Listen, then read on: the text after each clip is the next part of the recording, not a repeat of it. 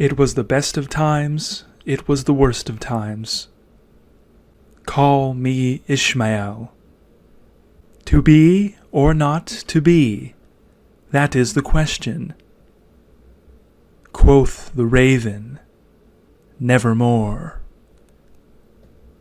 There are famous ones, the ones drilled into our minds from childhood, the ones we memorize before we even know their context.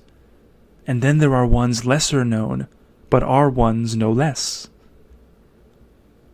When I am king, they shall not have bread and shelter only, but also teachings out of books, for a full belly is little worth where the mind is starved.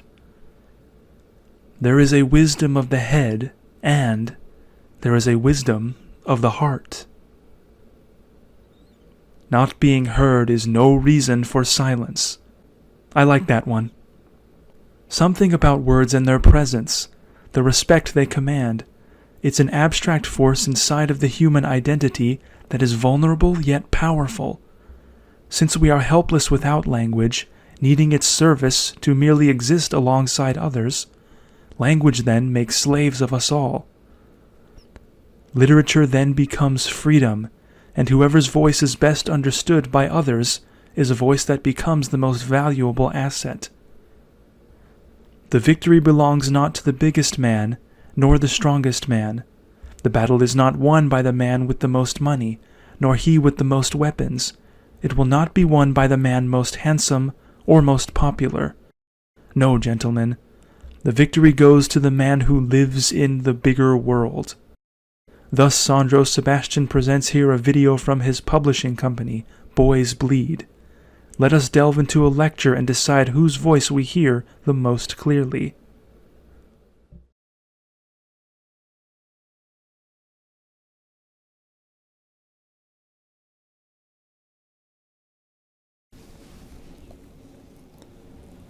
I've never been able to figure out why people walk around with all these emotional problems that they don't deal with like an adult. People don't look inside and try to figure out, okay, what's going on with me? You would think that everybody would be eager to learn this life skill of working through your baggage because it makes you a more pleasant individual to interact with. The reason I crack a book once in a while and try to learn who I am and what's going on with me, the reason I work on myself is not just the pursuit of knowledge and linguistic skills. It's mainly so that I'm not a nuisance to the people around me. You know, when we have to stop, when you're that guy that stops the entire conversation because we have to wait for you to catch up. See, when I walk into a room, I want people to be glad I'm there. I don't want to be that guy that walks in and everybody groans like, oh no, not him. Ignorance just cramps your style, man. Not a good look. And when I open my mouth to speak, I want everyone to lean in with anticipation and curiosity, because it's likely that this will be a good one.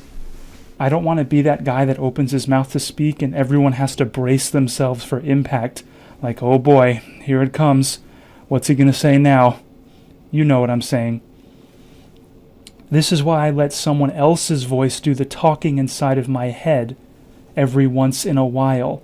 That's what reading is, letting someone else's voice talk inside of your head, as opposed to the whiny, anxious, self-absorbed, narcissistic voice in our heads when we walk around, bickering with ourselves all day. That voice just exhausts you and wastes your time. The voice that won't let the past go, the voice that just won't get over it already. Sometimes you have to silence that voice with another voice.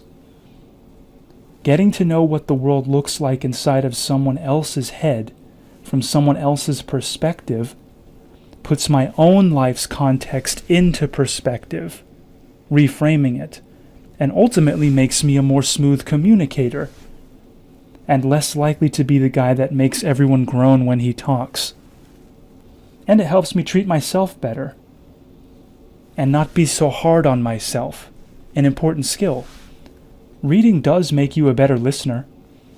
That really is the main benefit. So when you engage with people, You are better at making sure the other person feels heard, and that is crucial when you are trying to negotiate something with someone or reach an agreement over something important. Take it from me, Sandro Sebastian, whoever I am. There is power in knowing how to not see yourself as the center of the universe. Be a little more secure in yourself from time to time. It makes you more likable. It really does. The more I learn to look at it from other people's perspective and not have to make this all about me and my little issues with life, the more I learn just how far from the center of the universe I actually am, just how much this is not all about me, and how there's no need to take it personally, the more secure I got in myself, I noticed. The petty conflict and drama I used to have with all the people around me started to dissolve. And all the petty drama I had within myself started to dissolve, just to benefit of me being more secure in myself. When you think about it, most of the drama we have is so petty and superficial, and over literally nothing at all. It's your own insecurities that make the drama seem like a bigger deal than it actually is. After putting my own worldview in perspective by reading the thoughts of others, I realized, as we all should, how many areas in my life where it was me that was the problem. You're just looking at it the wrong way, Sandro. It's not even like that. But seeing the world through someone else's eyes, whether by reading biographies of other people or reading fiction, which is spending time with another person's imagination, an exercise equally useful in discovering the human identity, doing this reading and getting out of my own think space helped me see what I always took for granted as normal, not just in terms of what sort of privileges you may have enjoyed since childhood that have made your life easier, but what challenges you've faced since childhood that have made your life harder without you knowing it. You always just thought, this is just how life is. This is just what you do. But then you read other people's thoughts and lives and philosophies and discover, wow, not everybody thinks this way, and not everybody has this same insecurities that I do. This feeling of inadequacy that I carry around. Other people don't seem to have it. And it seems kind of nice, kind of peaceful. I just needed someone to show me how to outgrow it. Getting older in general has benefits like this that are mostly psychological. People freak out about getting older because your physical capabilities are not as much, or your looks start to fade. But what's going on inside of you as you age, you all know, is exceedingly beautiful.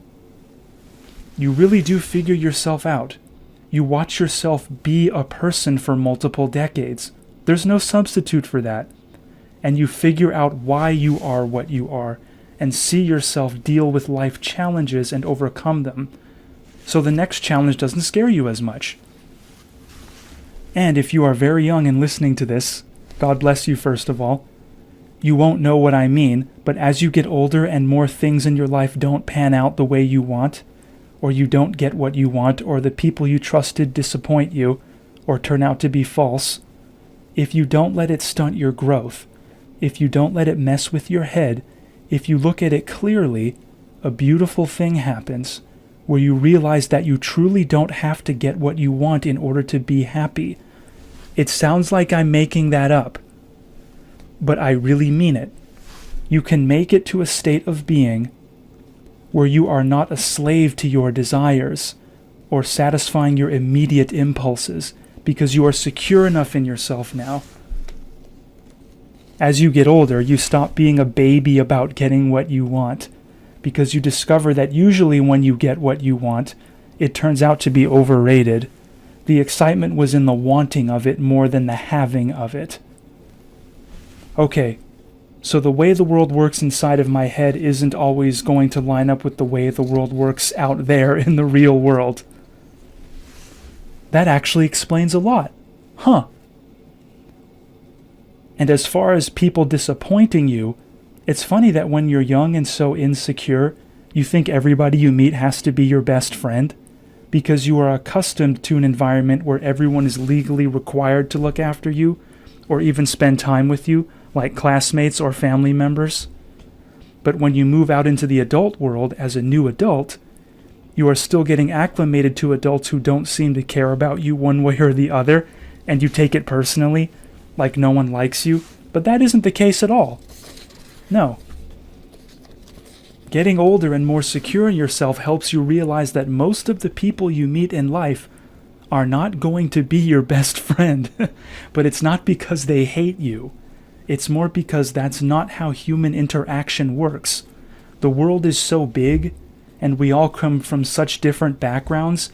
Even if all people had good manners and were highly sociable and friendly, you still couldn't build a regular correspondence with whomever you want out there. Life just doesn't work that way.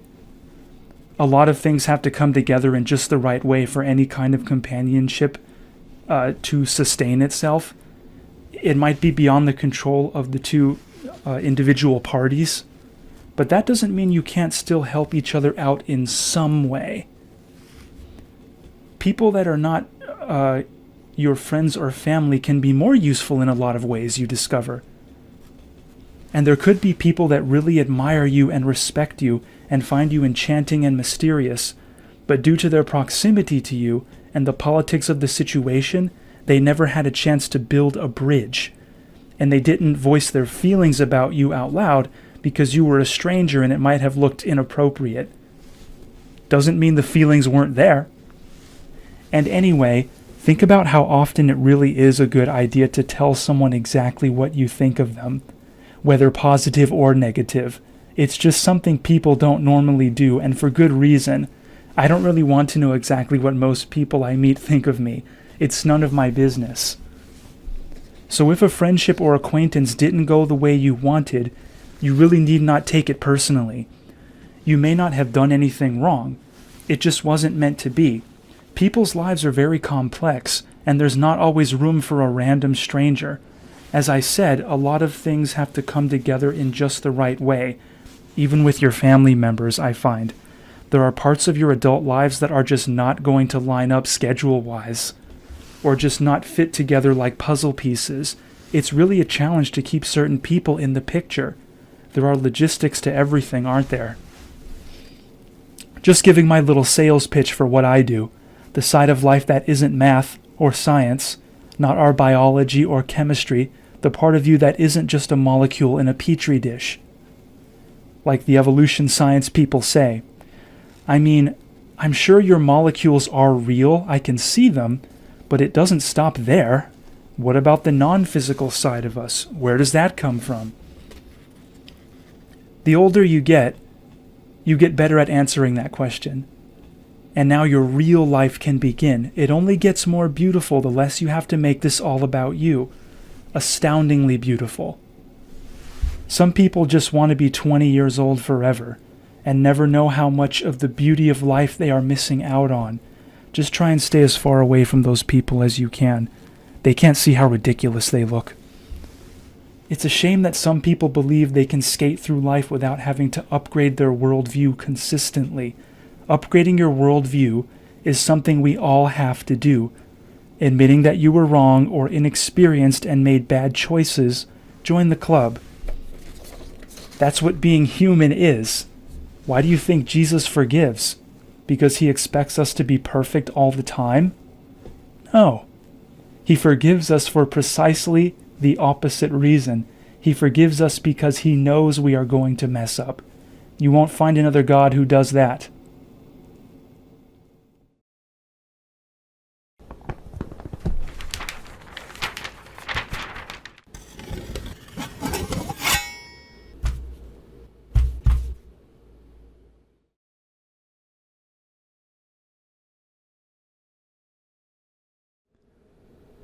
Rose by Sandro Sebastian.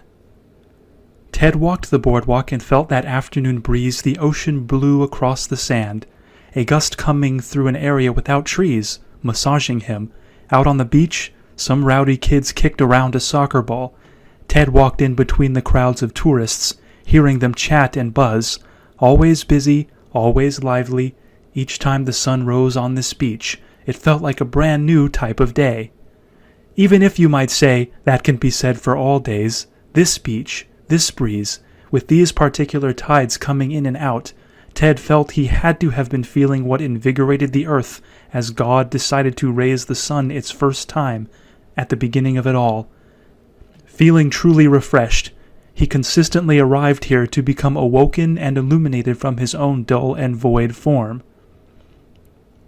Thinking about Rose, at home in her garden, and then thinking about himself at his office job, now approaching the 10-year mark from when he began the number crunching for the bosses downtown in generic glass building 1A, he was glad for this familiar wind soothing him.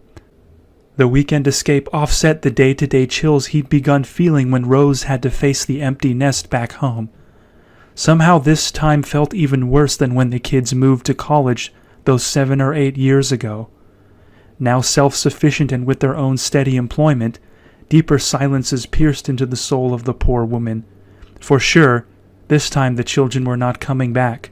Low points like this had occurred before. They'd certainly suffered their share of rough patches and marital droughts over the years. Though you needn't concern yourself at all, Ted sure didn't feel any sort of chaos. "Rosie, I'm taking my walk. You know the one, darling. If you need anything while I'm out, you know I never mind an extra stop." He'd always make this announcement from the front door, one hand on the knob, just as he left. And so far, whenever she messaged the man, he never failed to fulfill his promise. Food, dinner, lunch for tomorrow, dry cleaning, medicine. It worked, he discovered, as a good deed gesture that could always get him out of the doghouse, or pick up the spirits of his little Rosie. Throughout the years, both parties had elected their respective methods of retreat. She had her gardening, with buxom figure hunched among the oranges on the bush in her mid-sized backyard. He, of course, would walk the boardwalk. There were smells coming from eateries all over, and they tickled his nose, awaking his stomach. Under a parasol he'd found, perched on a park bench, the man unwrapped his burger and ate. Some skaters shot past. Some women in their mid-20s shuffled on by in a bundle, peering over a cell phone screen, chatting rapidly. Out on the sand, there were families sitting on towels with their young children. Ted watched the kids play around, wondering if the parents would call them in and roll up all the belongings to head to lunch at a beachfront joint. His beachfront joint. 10 years ago, Ted put together minor funds in order to invest in a property on the boardwalk. It eventually became an apparel store, surfer clothing and all the various items of that sort. However, the dream never really died. He'd still picture families bringing their kids, arriving through the front doors in swimsuits where the waiters would show them to their booth. Maybe Ted would see certain customers often enough to learn their names. He could even ask one day, "How about the kids? Are they doing all right?" And they'd answer, "Oh, you know, little Timmy's graduating middle school." Then, of course, seeing the kids grow into teenagers and visit on their own, maybe little Timmy swings by with a hot date one afternoon. "Little stud's putting the moves on," Ted the manager might say, catching a glimpse of the two from his office. "But the loan, Teddy, that's my concern. Is it worth it?" Rose always spoke with manners and grace, which made the oh-so-sophisticated lady hard to encounter. Ted felt a buzz at his hip. The phone read, "We need some new tub cleaner. Maybe stop by the store?" Past that initial stretch of shops, people at their makeshift booths blended into view. Heading into the merchant portion of the boardwalk, Ted witnessed a familiar multicolored tie-dye t-shirt on the slender shoulders of the girl selling beaded trinkets and dream catchers, lanyards and other exotic tourist-y souvenirs. Her petite yet defined face turned back and forth, the brown stringy-haired ponytail swinging behind her shoulders. At Ted's restaurant, she could probably be a regular, some laid-back hippy-dippy girl who comes in every week and orders dishes only from among the same 3 menu items all the time, never getting to know any of the staff. But inevitably, one of the young men bussing tables is going to try his luck. Ted could see him now, finding any excuse to head on over and start up a little chat. "I live in this area, just a 10-minute walk from here," might be the thing the woman would likely say. "I just wondered, you know, since I'd seen you before," might be his response, the charms of the would-be stud. He'd stay maybe another minute, wiping down a table near her, and pry for one more bit of conversation. But the girl plays it cool, not giving 1 inch more courtesy than propriety asks of her. With a casual sip from her drink, She's classy, she's poised, but not conceited. A tough break for our young hero. Ted then entered the most active stretch of walkway from Berry Avenue to North Stanton Boulevard. The foot traffic slowed with the number of tourists swelling in size. Acoustic guitars rang out every few feet, and Ted wondered if those street musicians had ever crossed the sidewalk to serenade customers inside of the eateries. Even with his door closed, Ted could hear the muffled lyrics of that stringy-haired, blonde, dreadlocked guitarist momentarily populating the doorway to sing to all the hungry customers walking in. Ted didn't mind this, the tip bucket on the floor before him, so long as he didn't get greedy and bother them all day. But that song he had to play every time, why was it that one? Through the door, Ted heard all those familiar chords and lyrics, almost capable of joining in at a harmony. But if it suits the customer's tastes, they are the ones consuming it for the first time, or at least not so frequently as he. They would applaud after the set, and hopefully the rock star would leave with some tips. A second beep, with a buzz, happened in Ted's pocket, words that read, "Doing laundry and saw the detergent running low too. Maybe pick some up as well?" This conscientious attention to detail, the constant restocking efforts, he remembered the kids in their college dorms all those years ago. Weekly check-ins making sure that ample laundry detergent, food, supplies, access to medical attention and emergency contacts were all at hand for their son and daughter. "I won't keep it up the whole 4 years, Teddy. It's just until I feel secure," Rose had said to her husband. "So just for 3.5 years, then," was the man's quick response. With Ted's walk venturing further into the depths of the tourist-populated boardwalk, the very air around him began a vibration pattern as the thump-thump of a stereo sprang the dancers into action. Mixed in with the crowd, Ted watched the acrobatic leapers and tumblers run their routine to the whooping and hollering of the crowd. They bent and flipped, nimble and agile as ever, holding difficult poses until the spectators couldn't help but give in to the impulse to applause. Then once it died down, the cheeky performer, not yet returned from his upside-down pose, motions for them to continue their cheer, spouting a laugh out of the audience. If we could get this band of dancers performing out in front of Ted's Burger Shack, might be good for business, Ted thought to himself. Can you guys turn a profit at this, Teddy? That is the question I'm asking. These were Rose's words, her argument made while looking Ted dead in the eye. Teddy, I totally believe in you, you know that. And when you get all creative and ambitious like this, you know I've always loved playing the role of cheerleader, and I really do, Teddy. It's my favorite part of all this. There's just the kids' college fund to think about, and how much we want to owe just on that. But can you imagine us upgrading their education in a snap? We've run the numbers, and with the foot traffic that area gets, the restaurant will be a hit. Come on, little Rosie, you're still in there. I can see you, the man beseeched his wife. It's exactly because I'm still in here that I have to remain firm on this. I'm protecting you here just as much as them. Whatever you think you have to prove by doing this, Teddy, whatever this has to do with the unemployment, you definitely don't have to do something rash to compensate. No one thinks you're a coward. Ted bunched up, reacting with aggression. I don't think I need you to play therapist right now. Wherever you got that idea from, you can put it back, the man snarled. Under afternoon yellow crisp sun, the skateboarders flew up and down their ramps and half-pipes, flipping tricks and chatting with friends while Ted filled a nearby bench, sipping his soda. They'd probably huddle together at one booth or table out in the center of the dining room, skateboards under the table or leaned up against a wall over by the cash register. Either way it would annoy him. Maybe one of the more cheeky ones has his under his foot, sliding it back and forth while eating and making conversation with his buddies. This would be the last time, Ted would have to say to himself. Get that thing out of here. It's dangerous. Having in the walkway. At least stash it outside, little punk. Suddenly, a third buzz chirped the phone awake in his pocket. Her message read, Actually, I'm picking up the dry cleaning and the supermarket is in the same plaza. I'll get them myself.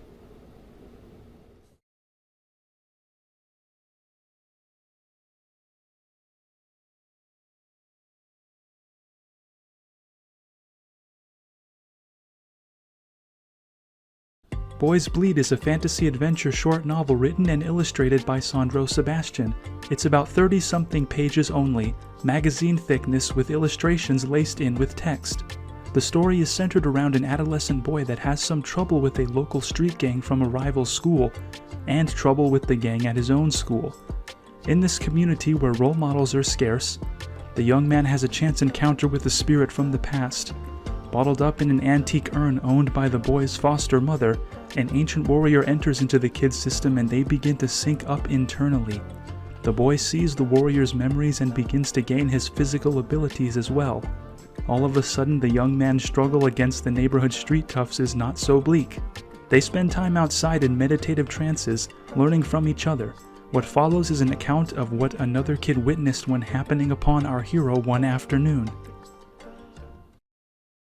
Me and Lorenzo, my buddy, are hanging at that street by the park. We're seeing people passing on bikes, jogging and everything, and we're not thinking we'll see anyone we know.